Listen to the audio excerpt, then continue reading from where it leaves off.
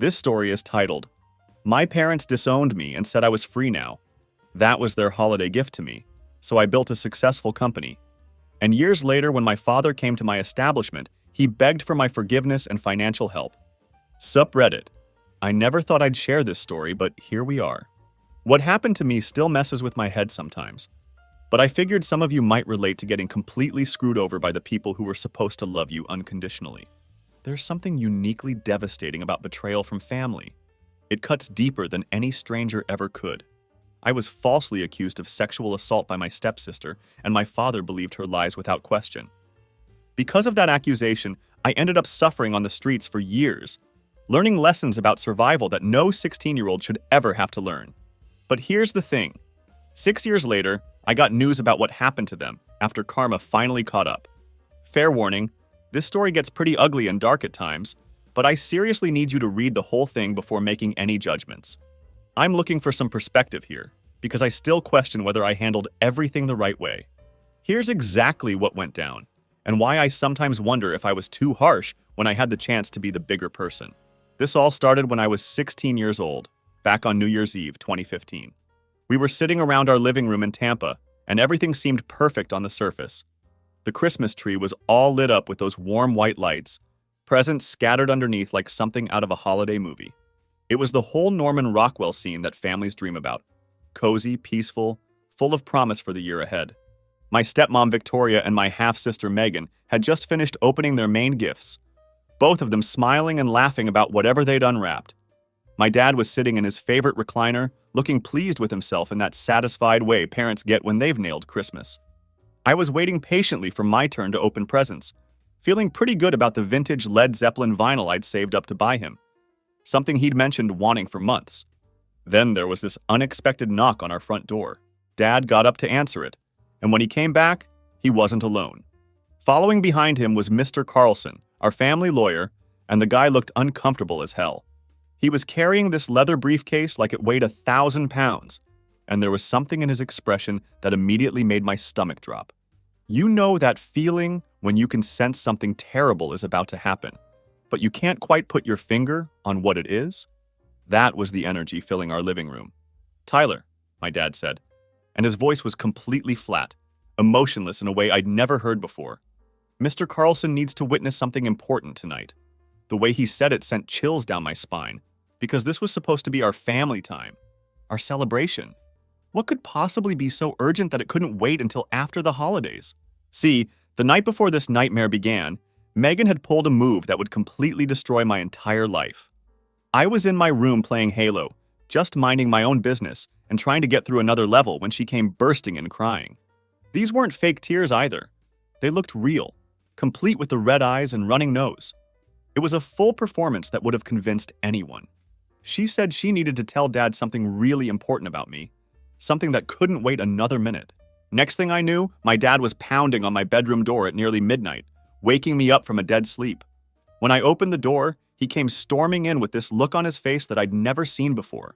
Pure disgust mixed with rage.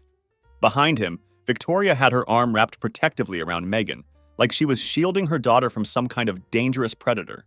The way they were both looking at me made me feel like I'd suddenly become something monstrous without even knowing it. "Megan told me what you did," my dad said, his voice cold and distant in a way that made my blood freeze. He wouldn't even say the actual words out loud, which somehow made the whole situation feel even more ominous and terrifying. "Pack your things. You're gone tomorrow morning, first thing." I stood there in my pajamas, completely bewildered and trying to process what the hell he was talking about. My mind was racing through every interaction I'd had with Megan recently, searching for anything that could possibly be misconstrued or taken the wrong way. I came up empty. "What did I supposedly do?" I asked, genuinely confused and desperate for some kind of explanation that would make this nightmare make sense. That's when Megan looked directly at me with those crocodile tears still streaming down her face, and with the most innocent expression she could muster, she said, "You know what you did." The way she said it was chilling, like she was daring me to contradict her story, whatever that story actually was. But here's the thing that still haunts me to this day. I literally had no idea what she was accusing me of. I barely talked to Megan unless I absolutely had to. She was 13, bratty as hell, and always seemed to be looking for ways to get me in trouble over the smallest, most ridiculous things. Whether it was claiming I'd taken something of hers or saying I'd been mean to her when our parents weren't around, she had a pattern of creating drama. But this accusation was different. I could see it in everyone's faces. This wasn't about stolen snacks or sibling rivalry. This was something that would change everything forever. I spent that entire night lying awake in bed, staring at the ceiling and trying to figure out what she could have possibly told them. My mind went through every scenario, every conversation, every moment we'd been in the same room together. Nothing made sense. I kept thinking there had to be some kind of misunderstanding, that in the morning we'd all sit down and clear this up like rational people. I was naive enough to believe that the truth would somehow win out. So, when New Year's Eve arrived, and I saw Mr. Carlson sitting in our living room, I knew this wasn't going to be resolved with a simple conversation. There were custody termination papers spread out on our coffee table, right next to the unopened presents, with my name still on the gift tags.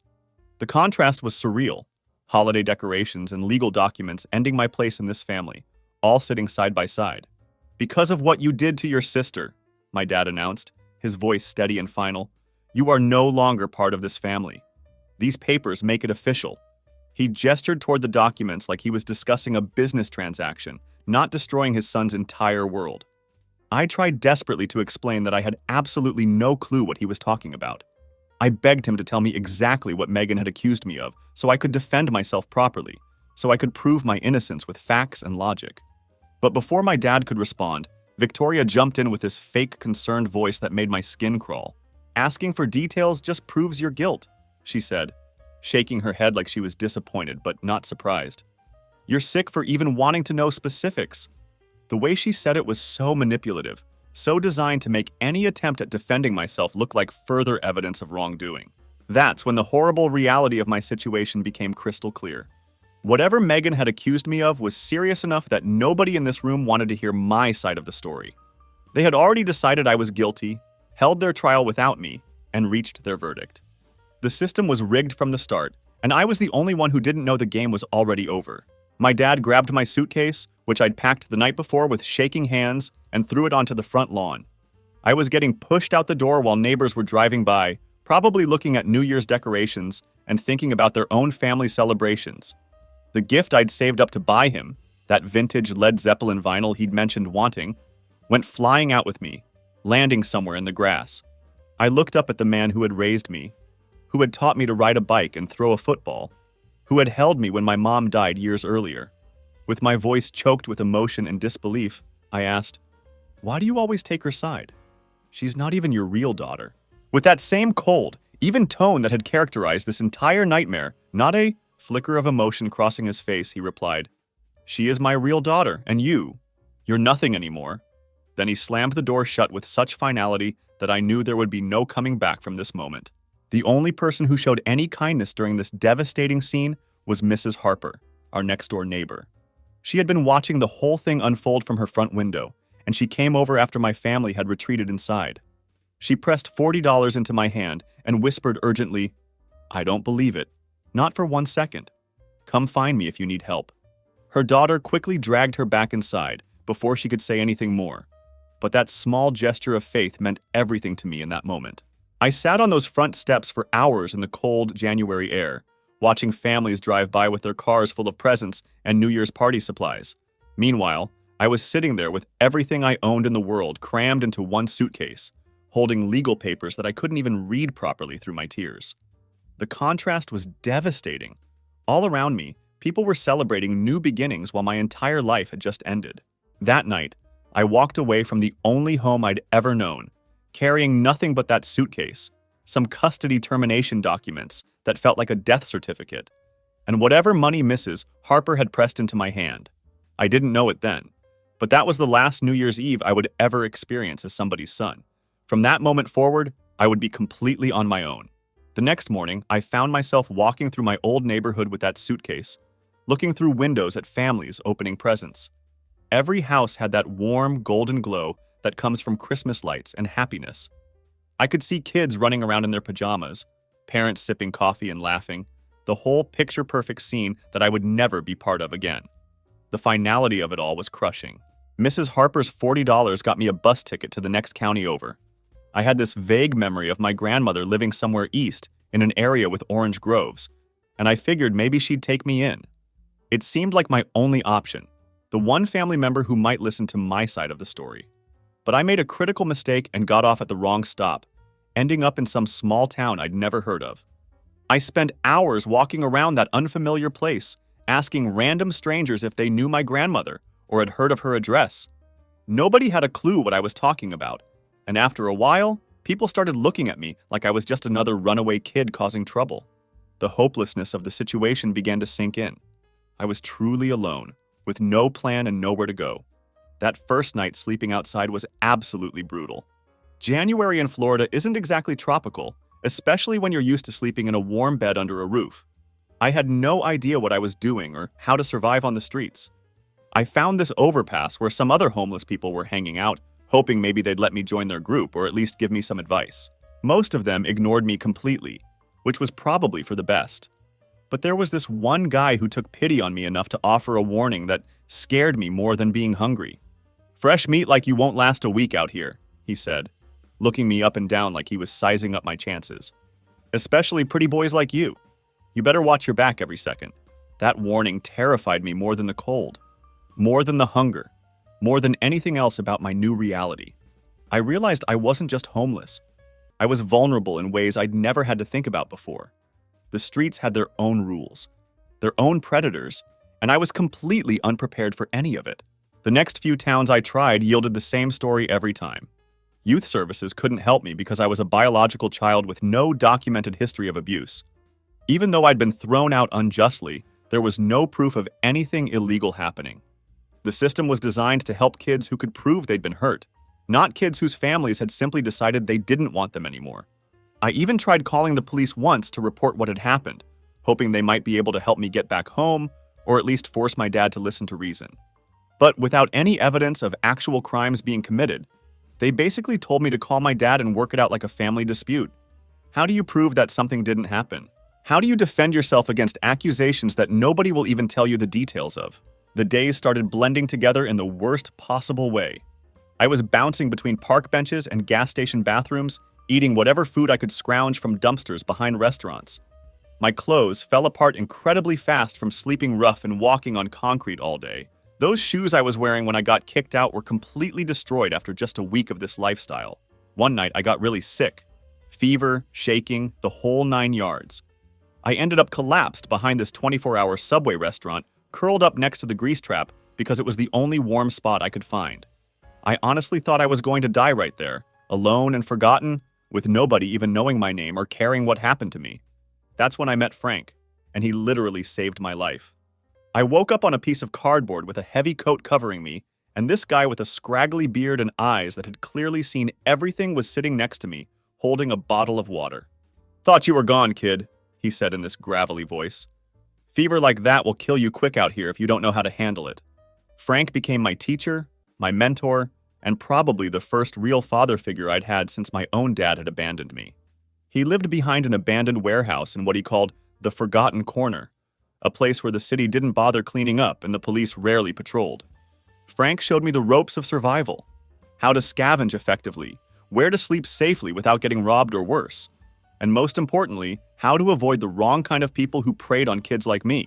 But here's where my story takes a dark turn that I'm not proud of, and I need to be completely honest about this part. About 3 months into my life on the streets, I was so consumed with anger and hopelessness that I started using drugs. The rage I felt about my situation was eating me alive from the inside, and I was desperate for anything that would make the pain stop, even temporarily. Frank knew this dealer who hung around the industrial district, a sketchy guy who sold pills to anyone with cash. It started with just Percocet and OxyContin, whatever I could afford with the little money we scraped together. These pills numbed the overwhelming rage I felt about my situation, made the constant ache of injustice feel manageable for a few hours at a time. "Pain's pain," Frank told me one night when he caught me high, "whether it's coming from your body or your soul." For about 6 months, I was a complete mess and barely recognizable as a human being. I spent whatever money we made from scrapping metal on pills instead of food, which meant I was slowly starving myself while chasing chemical relief. I lost probably 30 pounds during this period, until I looked like a walking skeleton with hollow eyes and sunken cheeks. There were days when I'd wake up and genuinely hope that I wouldn't, because living had become more painful than the idea of not existing. The absolute lowest point of my addiction came about 4 months into my pill habit, and it nearly cost me my life. I was walking back from scoring behind this abandoned auto parts store when 3 guys jumped me out of nowhere. They looked like gang members, heavily tattooed, probably in their mid-20s, and definitely not the kind of people you wanted to encounter in a dark alley. "Look what we got here," the leader said, with this predatory grin that made my blood run cold. "Skinny white boy wandering around in our territory." I tried to explain that I was just passing through, that I didn't want any trouble and would leave immediately. But they weren't interested in reasonable conversation or peaceful resolution. They started going through my pockets roughly, taking whatever they could find. When they discovered the pills I'd just bought with my last $20, one of them held up the bottle and smiled.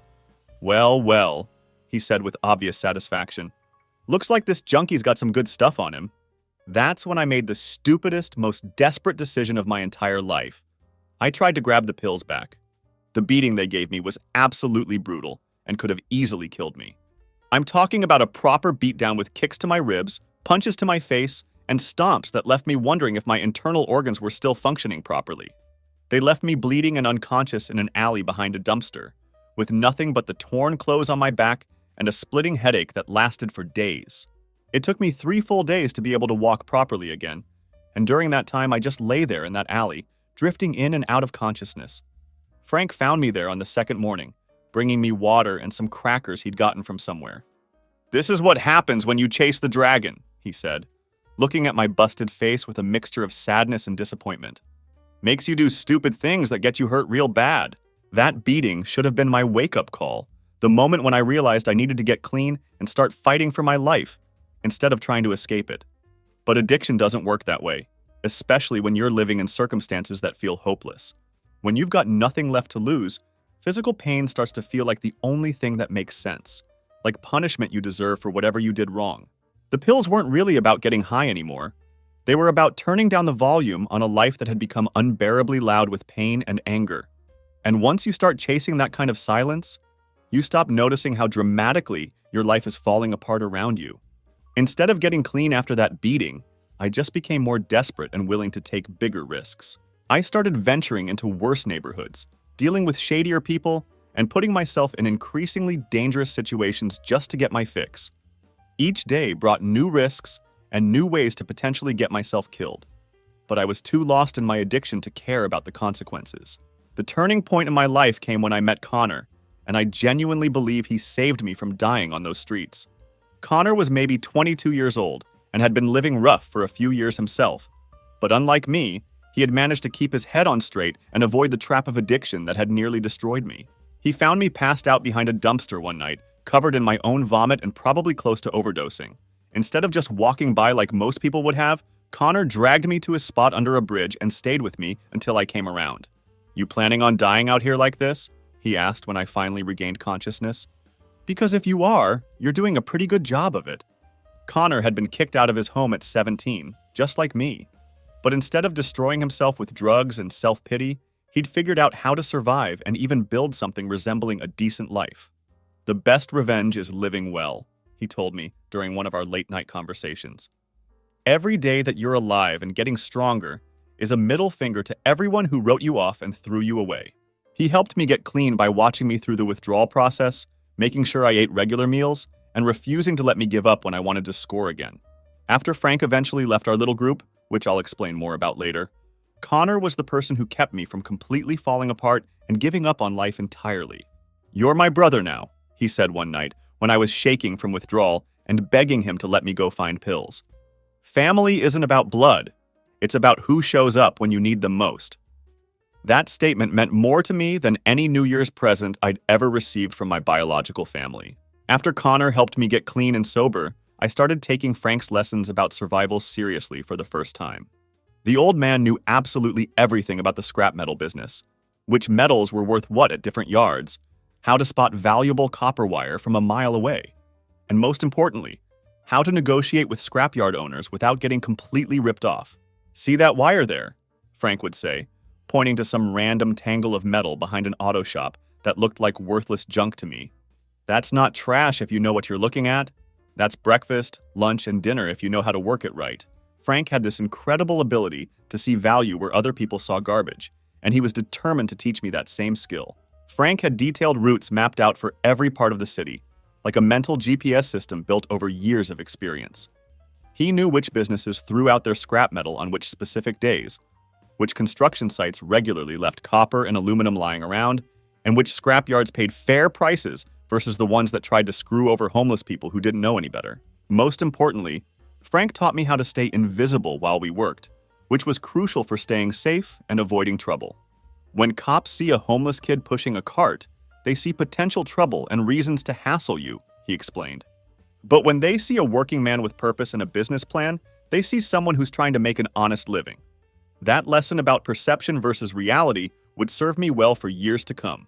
About 2 weeks after I finally got clean and started focusing on legitimate work, I found Onyx, and he became the best companion I could have asked for. I was walking back from a successful scrap run when I heard this pitiful whimpering coming from a narrow alley between two buildings.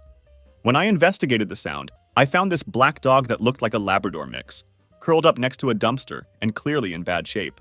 The dog was skinny as hell with matted fur, and it was obvious he'd been living on the streets about as long as I had. "Easy there, boy," I said, holding out my hand slowly so he could smell me and decide whether I was trustworthy. The dog was clearly scared and defensive, but he was also desperate enough to let me get close without snapping or running away.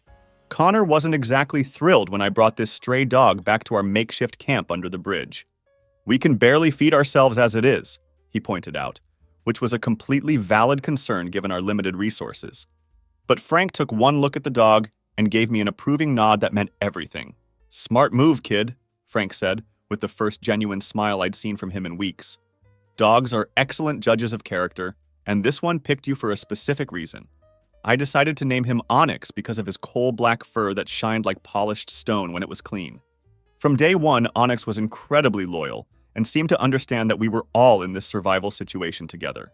He followed me everywhere I went, slept pressed against my back during cold nights to share body heat, and never begged for food, even though I could tell he was hungry most of the time. He was always grateful for whatever scraps I could share with him, which made me want to work even harder to earn enough money for proper dog food. Connor and I started working together as a team after Frank had taught us everything he knew about the scrap metal business. Connor was naturally good with people and could talk his way into places that I never could have accessed on my own. He had this ability to charm business owners into letting us clean up their scrap metal for free instead of them having to pay disposal fees. Onyx became our unofficial mascot and business partner. People absolutely loved seeing him riding in our makeshift cart, and somehow his presence made us seem more trustworthy and legitimate to potential customers. There's something about a loyal dog that makes people assume you're probably a decent person who deserves a chance. We started hitting the industrial district every morning around sunrise, targeting auto shops, construction sites, and anywhere else they worked with valuable metals. Most business owners were actually happy to have us haul away their junk metal instead of having to pay expensive disposal fees to get rid of it properly. Onyx would patrol the perimeter while Connor and I worked, like he was our security guard protecting our operation from potential thieves. The money wasn't much at first, maybe $20 or $30 a day that we had to split between the two of us, but it was honest work that didn't involve begging, stealing, or putting ourselves in dangerous situations. After months of feeling like human garbage, having a legitimate purpose and earning money through actual labor felt incredibly good for my self-respect. Having Onyx there made the whole operation feel like we were building something real and legitimate instead of just surviving day to day. He was like our business mascot, our security system, and our emotional support all rolled into one incredibly loyal package. Then Frank started getting sick, and we could all see that something was seriously wrong with him. It started with just a persistent cough that wouldn't go away no matter what home remedies we tried. Then he began getting completely winded just from pushing our cart a few blocks, which was alarming because Frank had always been tough as nails. Connor wanted Frank to go see a doctor, but the old man just laughed bitterly at the suggestion. "With what money?" Frank asked sarcastically. "And what am I supposed to tell them? That I'm dying slowly, just like everyone else out here? They'll give me some aspirin and send me back to the streets." One morning, I woke up and found Frank lying behind our cart, curled up under the same tarp that he'd covered me with when I was sick and nearly dying from fever. His body was already cold to the touch, and it was clear that he'd passed away peacefully during the night. Onyx was sitting perfectly still next to Frank's body, and he hadn't left the old man's side all night long. I sat with Frank's body for several hours before finally calling the authorities, just trying to process the fact that the man who had saved my life was gone forever. When the city workers came with their refrigerated van, they loaded Frank up like he was just another piece of cargo. No ceremony, no respect, just another dead homeless guy who didn't matter to anyone. Onyx whined when they took Frank's body away, which was the only time I ever heard him make that particular sound. It was like he understood that someone important had left us forever. They buried Frank in the county section of the cemetery with just a wooden marker that had a number instead of his name. The next day, I carved Frank into the side of our cart with a rusted nail, so I wouldn't forget the first person who had seen something valuable in me when everyone else had written me off. I was the only person there for his burial besides the city worker with the shovel, but Onyx sat perfectly still next to me during the entire brief ceremony. "You knew him?" the worker asked casually while he was filling in the grave. "He saved my life," I replied, which was the simple truth. The guy just shrugged and kept shoveling dirt, like saving lives was no big deal. That's when Connor stepped up in a way that still gets me emotional when I think about it today. After Frank's death, Connor could have easily gone back to working construction day jobs when he could find them, which would have been the safer and more predictable option. Instead, he made the decision to quit those sporadic construction gigs and focus entirely on helping me build Frank's scrap metal roots into something much bigger and more sustainable. "Frank left you that cart for a specific reason," Connor told me the night after we buried the old man. "He saw something special in you, and it would be a waste of his legacy if you didn't honor that by building something meaningful." Connor understood that Frank's death was either going to destroy me or motivate me to create something worthy of the man who had saved my life. We started keeping detailed written records of our operations, building genuine relationships with scrapyard owners who respected our professionalism, and systematically expanding our territory to cover more profitable areas of the city. Onyx adapted perfectly to these longer, more demanding days, and he even learned to ride comfortably in the truck bed when we eventually upgraded from Frank's old cart. "We're going to do this the right way," Connor declared, with the kind of determination that made me believe we could actually succeed. "This is going to be a professional operation, not just hand-to-mouth survival like most scrappers." Our mornings started religiously at 5 o'clock with black coffee, checking our planned routes for the day, and making sure Onyx was loaded up and ready to go. We moved through the city like a well-oiled machine, hitting scrapyards with military precision, avoiding areas where junkies and other dangerous people congregated, and trading metal like it was legitimate currency. People in the industrial district started to recognize us and respect our work ethic. "Hey, the cart crew's here," business owners would say when they saw us approaching, like we were a legitimate business rather than just a couple of former homeless kids. And maybe that's exactly what we were becoming. Legitimate businessmen who just happened to have started from the absolute bottom. By the time I turned 19, Connor and I had developed a system that played to both of our strengths perfectly. Connor handled all the customer-facing aspects of our operation, talking to business owners, scheduling regular pickups, negotiating prices, and building the relationships that kept us busy. I focused on the technical and logistical side of things, sorting different types of metals for maximum profit, maintaining our equipment so it wouldn't break down, managing our inventory, and making sure we were always operating as efficiently as possible.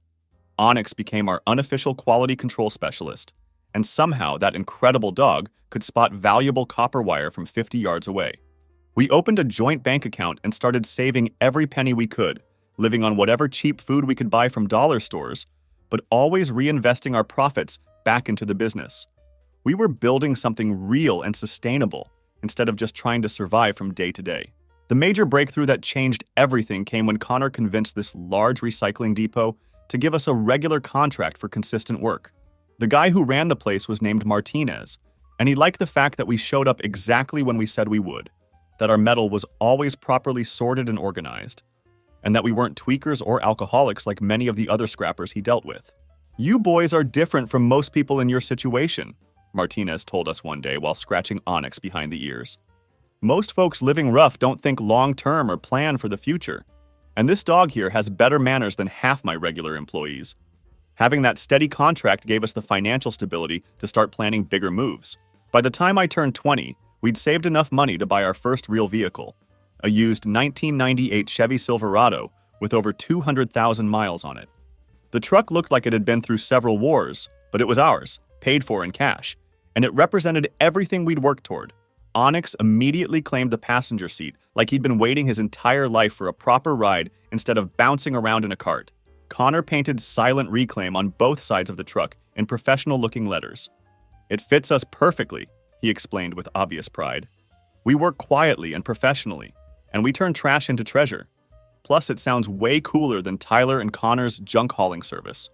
The truck completely transformed our operation because we could cover 3 times as much ground, take on much bigger jobs, and actually look legitimate when we pulled up to businesses. Onyx absolutely loved those truck runs, riding with his head out the window and his ears flapping in the wind, looking like he owned the entire city. Having that truck made us feel like real businessmen instead of just survivors scraping by. Connor found us a small lot on the edge of town that we could use as a collection and sorting point for our metal before taking it to the depot. It wasn't anything fancy, just a fenced area where we could organize our inventory and store larger pieces until we had full loads. But Onyx turned into the world's most effective security system, making sure nobody was going to mess with our equipment or steal our metal without him knowing about it immediately. We hired 2 other guys who had been living rough and gave them steady work plus a fair cut of the profits. Connor insisted on that policy from the beginning. "Nobody gets left behind if we can help it," he said firmly. "We all come up together, or nobody does."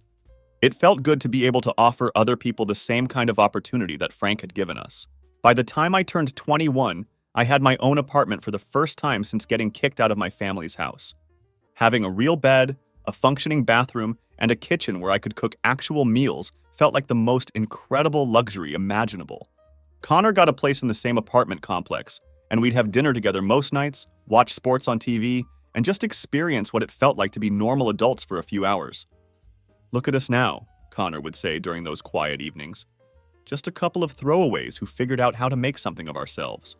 But even with all that success and stability, I still found myself thinking about my original family sometimes, wondering if they ever regretted what they'd done to me, and curious about whether they knew what had really happened that night when Megan lied. By the time I turned 24, Silent Reclaim had grown into a genuinely successful business that we could both be proud of.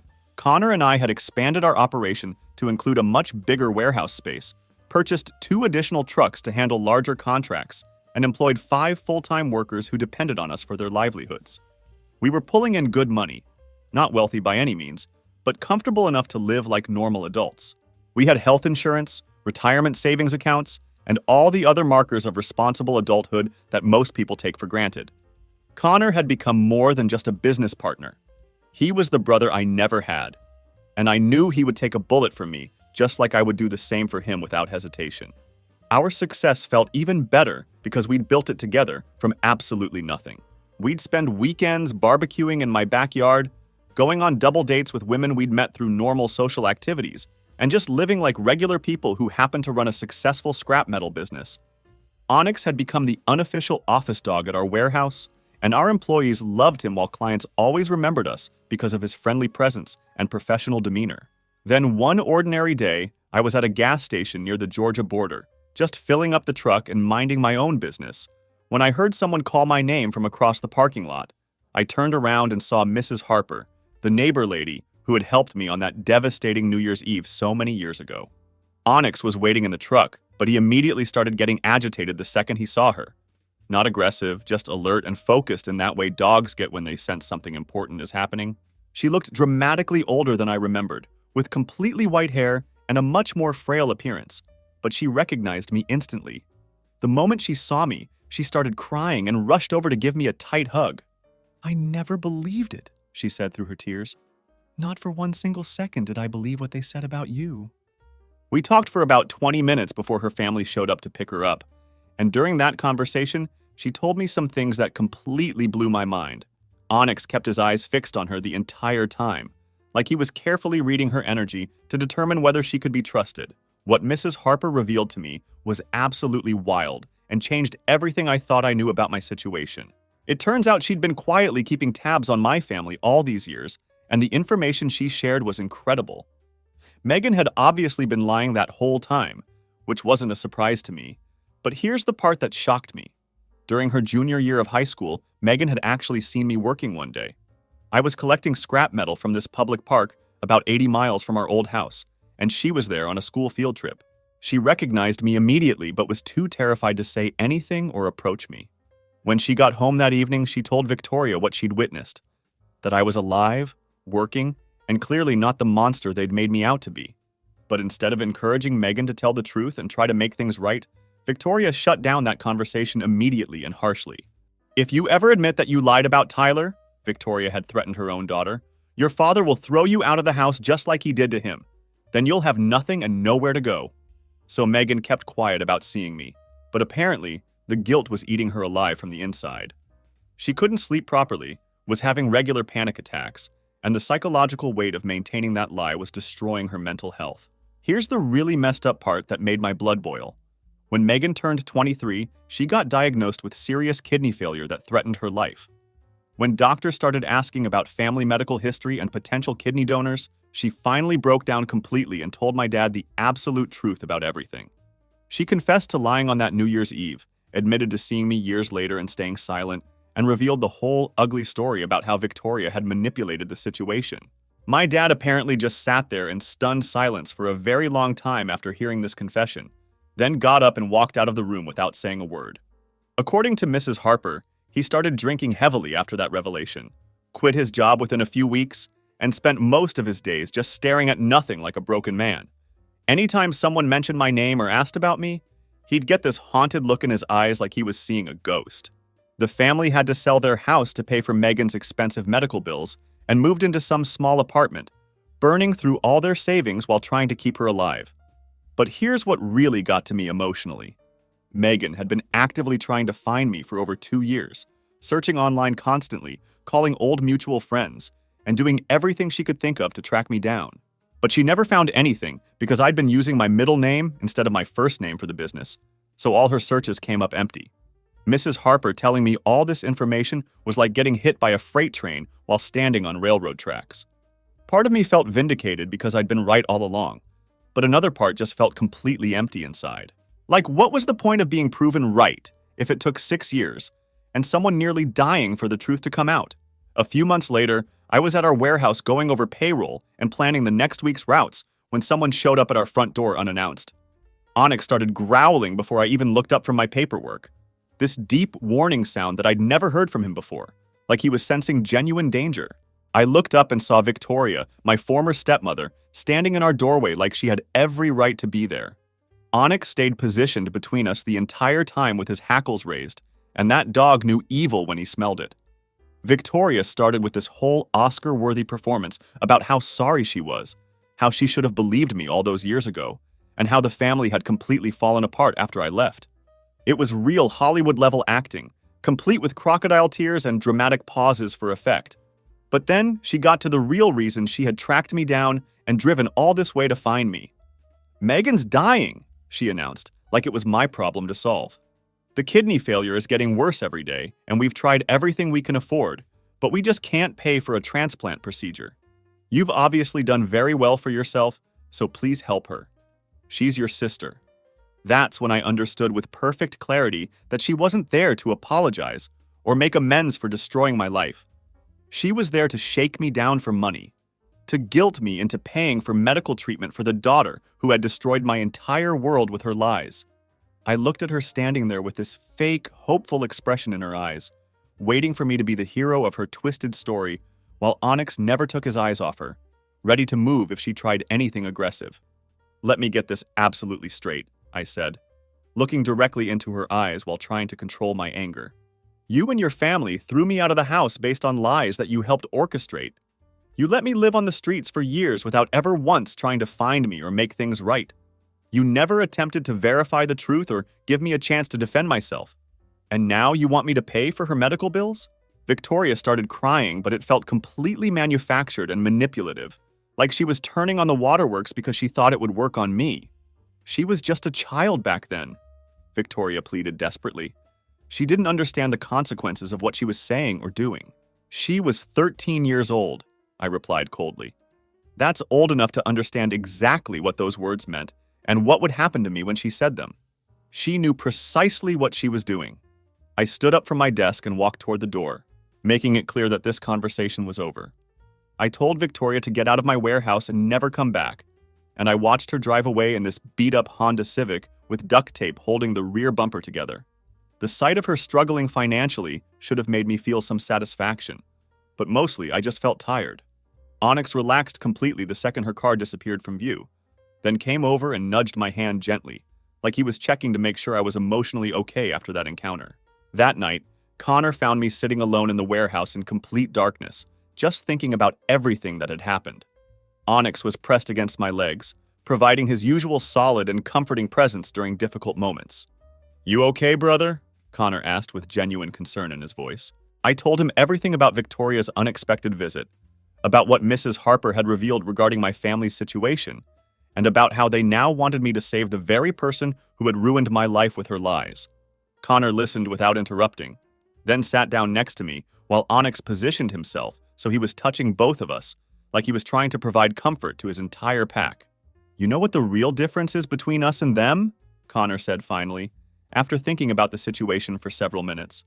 "We learned how to stand on our own 2 feet and build something meaningful, while they never did. They're still the same people who were willing to throw away a kid rather than ask hard questions or seek the truth."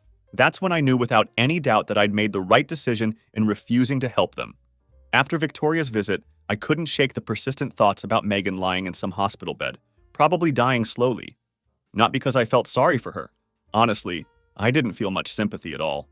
But because I kept thinking about what Mrs. Harper had said regarding Megan finally telling the truth after all these years. Connor could see that I was wrestling with something emotionally, and Onyx seemed to sense it too. The dog kept bringing me his leash like he wanted to go for long walks, which was his way of telling me that I needed to clear my head and process my feelings. "You're thinking about helping her, aren't you?" Connor said one night while we were closing up the warehouse and preparing to go home. "Maybe," I admitted reluctantly. "Not for her sake, but just to put this whole nightmare to rest once and for all." Connor nodded slowly, understanding my internal conflict without judging me for it. "I get it completely," he said thoughtfully. "But remember that forgiveness doesn't mean you have to fix their problems or rescue them from the consequences of their actions. You can forgive someone for your own peace of mind while still letting them deal with the mess they created." Connor was a smart guy and always seemed to know exactly what to say during difficult situations. But Mrs. Harper kept calling me regularly, saying that Megan was getting progressively worse and that she was asking about me every single day. Finally, Mrs. Harper gave me the hospital information where Megan was being treated. "I'm not telling you what to do," Mrs. Harper said carefully, "but that girl has been carrying this guilt for 6 years now, and whatever she did wrong, she's definitely paying for it. The decision is entirely yours to make." So I made the decision to drive to the hospital, which meant an 800-mile journey back to my old city. The drive took me almost 13 hours, and Onyx rode shotgun the entire way, occasionally putting his paw on my arm whenever he sensed that I was getting too tense or emotional. During that long drive, I kept thinking about what I would say to her and how I would handle seeing Megan again after all these years. I found the hospital and got her room number from the information desk. The hospital had a strict no pets policy, so I had to leave Onyx in the truck with the windows cracked open for air circulation. He didn't like being left behind, but he understood that this was something I needed to do alone. As I was walking down the hospital hallway toward her room, I saw my dad through the window, sitting next to Megan's bed like a devoted father. He looked absolutely destroyed. Gray hair, hunched shoulders, deep lines in his face, like he'd aged 20 years in the 6 years since I'd seen him. For just a brief second, I almost felt bad for him and considered the possibility of forgiveness. Then I remembered that New Year's Eve when he threw me out like garbage, and the feeling of sympathy passed quickly.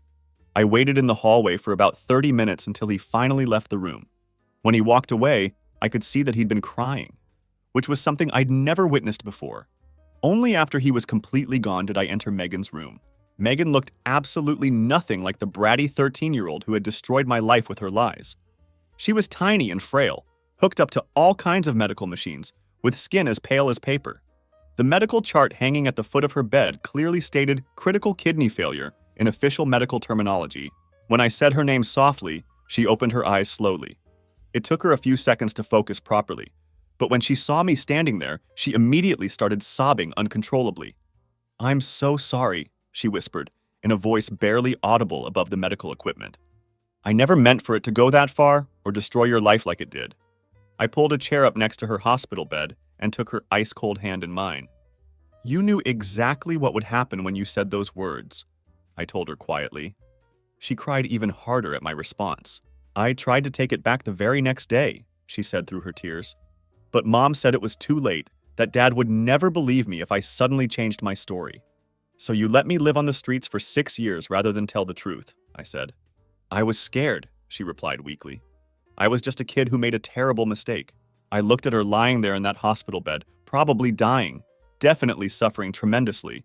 Part of me wanted to feel sorry for her current situation, but mostly I just felt completely exhausted by the whole thing. You want to know something? I said calmly. I was homeless for years because of your lie. I lived behind dumpsters and ate garbage from restaurant trash cans. I got beaten up by strangers, and there were nights when I wanted to die because I couldn't understand what I had done wrong to deserve that treatment. She was crying so hard that she could barely catch her breath. But here's the thing that you need to understand, I continued. All that suffering and hardship made me stronger than I ever would have been otherwise. So in a twisted way, you actually did me a favor by forcing me to become independent. She looked confused by my response, like she couldn't understand how being thrown out could have been beneficial. I stood up and looked down at her one final time. You made your bed, I said firmly. Now lie in it. Then I walked out of that hospital room, leaving her crying behind me. In the hallway, I ran directly into my dad, who was coming back with coffee from the vending machine. When he saw me, he just froze completely in place like he'd seen a ghost. Tyler, he said with his voice cracking with emotion. I looked at him for a long, silent moment. This man who had raised me, taught me to ride a bike and throw a football, held me when my mother died, and also thrown me away without a second thought. He started crying openly, which was shocking, because I'd never seen him show that kind of vulnerability. She told me what she did, he said desperately. How she lied about everything. I've been trying to find you for years to apologize and make things right. Too late, I said without any emotion. You had 6 years to figure out the truth. 6 years to wonder if maybe your son wasn't actually a monster. But you didn't do that, did you? You slept just fine every night knowing you'd thrown away an innocent kid. I walked past him toward the elevator without looking back. I'm so sorry, he called after me desperately. I'm so incredibly sorry for everything. I pressed the elevator button and waited for the doors to open. When they finally did, I turned back to face him one last time. Save your apologies for someone who actually cares, I said coldly, then stepped into the elevator as the doors closed between us. I got back to the truck and found Onyx waiting exactly where I'd left him, completely loyal and patient. His tail started wagging enthusiastically the second he saw me approaching, like he was saying, "You did what you needed to do. Now let's go home where we belong." That simple display of unconditional loyalty meant more to me than any apology my father could have offered. After I walked out of that hospital, I thought I was completely finished with my original family forever and could finally move on with my life. It turns out that karma wasn't done with them yet, and the consequences of their actions were just getting started. Mrs. Harper continued to keep me updated over the next several months because she said she felt responsible for getting me involved in this situation in the first place. She wanted me to know how everything ultimately played out, so I'd have closure on this chapter of my life. Megan died about 6 weeks after my hospital visit, succumbing to kidney failure and heart complications that her body couldn't overcome. Mrs. Harper told me that Megan spent her final days constantly asking for me, desperately wanting another chance to apologize and somehow make things right before she died. But I was completely done with apologies and had no interest in providing her with absolution. The funeral was apparently very small and depressing. Just my dad, Victoria, and a few distant relatives who barely knew Megan personally. Mrs. Harper attended out of basic human respect, but she said it was one of the saddest things she'd ever witnessed. But here's where the story gets really interesting, and karma starts working overtime. About a month after Megan's death, my dad apparently found an old diary that she'd been keeping hidden in her bedroom. It contained pages and pages of entries about how guilty she felt about destroying my life, how desperately she wanted to tell the truth, but was terrified of losing everything, and how seeing me that day in the park had haunted her for years. But the most revealing part of the diary was what Megan had written about Victoria's role in the entire situation. It turns out that my stepmother had been far more involved in orchestrating my destruction than anyone had previously realized or suspected. Victoria was the one who had coached Megan on exactly what words to use during that New Year's Eve confrontation. She told her daughter precisely which phrases would be most effective at ensuring I'd get thrown out of the house permanently, with no possibility of return. You see, Victoria had always deeply resented my presence in the family because I was a constant reminder that my dad had loved someone before her, that she wasn't his first choice for a life partner. She wanted me gone so she could finally have the perfect little nuclear family with just her biological daughter.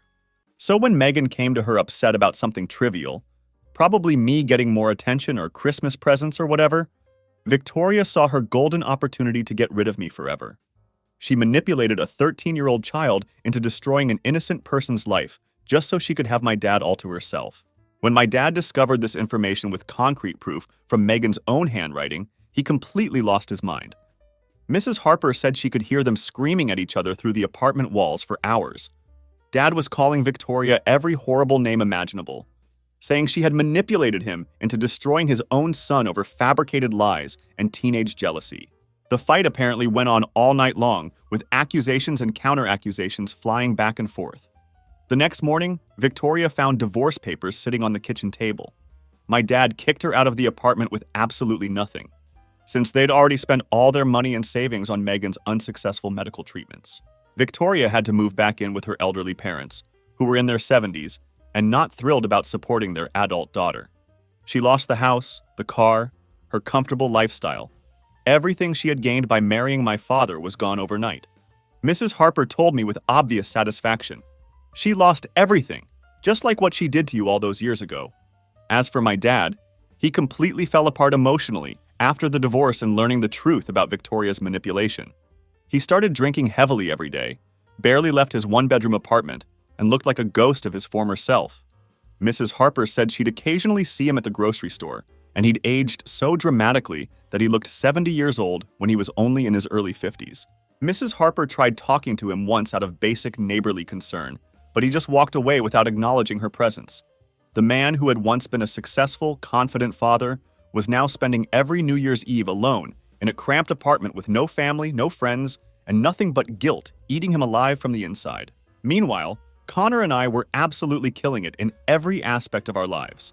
Silent Reclaim had grown into a genuinely successful company with 12 full-time employees, major contracts with construction firms throughout the region, and a legitimate office space in a professional building. We were both doing well enough financially to buy our own houses, drive nice cars, and live the complete American dream. Onyx had his own custom doggy door and a large fenced yard to patrol like the security professional he'd always been. He was living better than most people I knew, with premium dog food, regular vet checkups, and all the toys and attention he could want. Connor met this amazing woman named Jessica, who was absolutely perfect for him in every way. I had the honor of being his best man when they got married last year, and their wedding felt more like family than anything I'd experienced growing up. Their wedding was filled with people who had chosen to be there, who genuinely cared about Connor and Jessica's happiness. Onyx served as the ring bearer and walked down that aisle like he owned the entire venue, with the wedding rings tied to his collar with an elegant white ribbon. He took his job seriously and delivered those rings with the dignity of a true professional. "Blood doesn't make family," Connor said during his heartfelt wedding speech. "Loyalty and love make family. And this man right here," he gestured toward me, "has been more of a brother to me than anyone I share DNA with could ever be." But the best part of our new life was that Mrs. Harper had become like a beloved grandmother to both of us.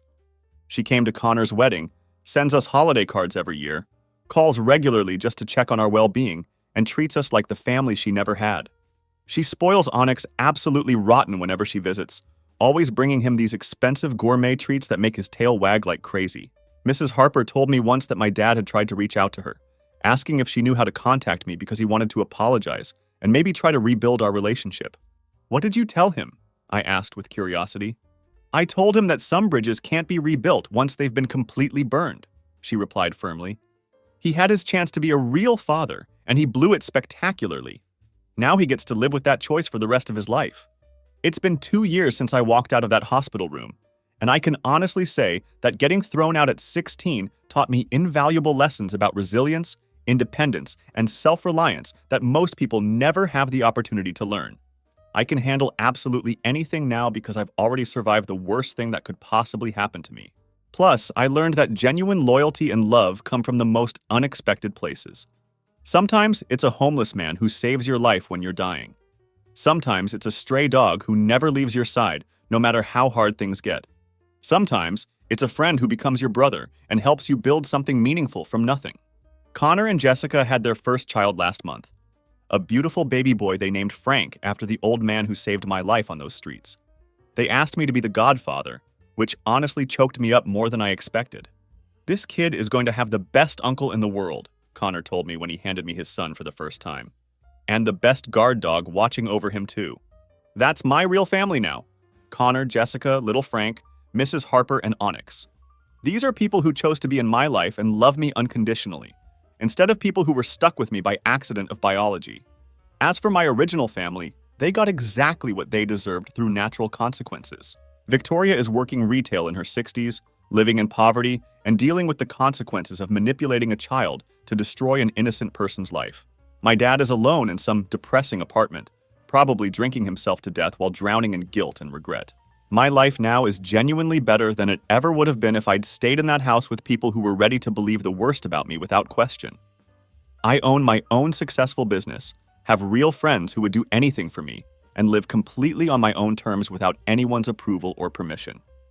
None of this personal growth and success would have happened if I'd been coddled and protected my entire life in a comfortable suburban bubble.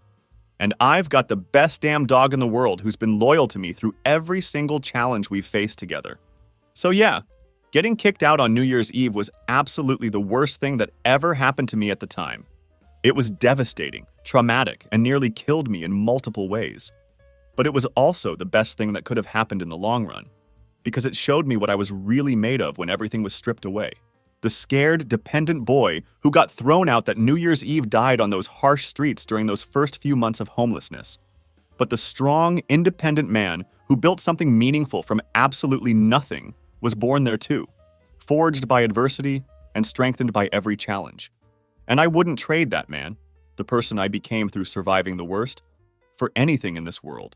The experiences that nearly destroyed me ultimately made me into someone who can handle any crisis, overcome any obstacle, and build success from the ground up. I learned that family isn't about blood relations or legal documents. It's about the people who show up when you need them most, who believe in you when everyone else has given up, and who stick with you through the darkest times without asking for anything in return. I discovered that loyalty comes from the most unexpected places. Sometimes from a homeless man who shares his last piece of bread, sometimes from a stray dog who chooses you as his pack, and sometimes from a friend who becomes your brother and helps you build dreams into reality. These are the relationships that matter, the bonds that last, and the foundation of a life worth living. But here's my question for everyone reading this story, and I genuinely want your honest opinions because I still think about this sometimes. Was I too harsh when I told Megan that she made her bed and now had to lie in it? Now that I know Victoria was the one pulling the strings behind the scenes, manipulating a 13-year-old girl into destroying my life for her own selfish purposes, I sometimes wonder if I should have said something different in that hospital room. Part of me wonders if I should have shown more compassion to a dying young woman who was genuinely remorseful for her actions, even though those actions had devastating consequences for my life. She was just a kid when she made that terrible decision, and she was being manipulated by an adult who should have protected her instead of using her as a weapon. Then again, maybe I responded exactly the way I should have. Megan was old enough to understand the gravity of her accusations and the likely consequences for me. She chose to maintain that lie for 6 years, even after seeing me homeless and struggling, because it was easier than facing the truth and admitting her mistake. The fact that Victoria manipulated her doesn't completely absolve her of responsibility for her own choices.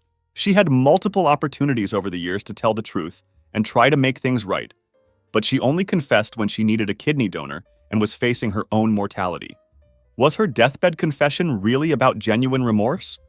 Or was it more about trying to clear her conscience before dying? I honestly don't know, and that ambiguity still bothers me sometimes. What do you think? Should I have been more forgiving in that hospital room, considering that she was manipulated by Victoria and was genuinely sorry for what happened?